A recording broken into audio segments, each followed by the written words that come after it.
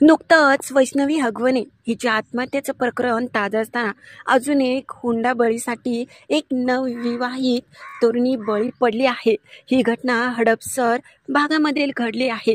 नुकतंच एका महिन्यापूर्वी लग्न झालेलं देवकी उर्फ दीपा प्रसाद पुजारी वय 22 असं ह्या तरुणीचं नाव आहे। तिने राहत्या घरात आपली आत्महत्या केली आहे।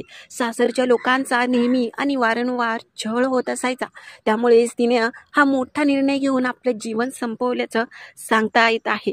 18 एप्रिलला गेल्याच महिन्यात विजयपूर येथील वसंत मंगल कार्यालय प्रसाद चंद्रकांत पुजारी याच्याशी तिचं लग्न झालं।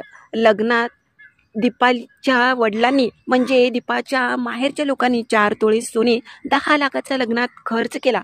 पण लग्नाच्या दुसऱ्या दिवशीपासून सासू सासरे दीर आणि नवरा यांच्यापासून छळ होऊ लागला।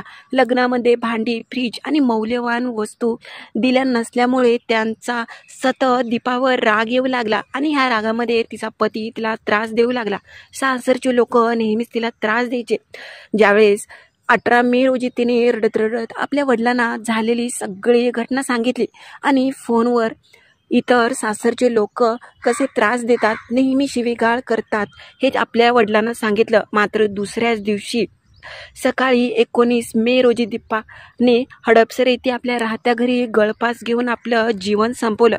त्यावेळेस हडपसर पोलीस ठाण्यामध्ये दीपाच्या आत्महत्येचं प्रकरण मध्ये तिचे पती दीर सासू सासरे आणि इतर मंडळींवर गुन्हा दाखल केला आहे।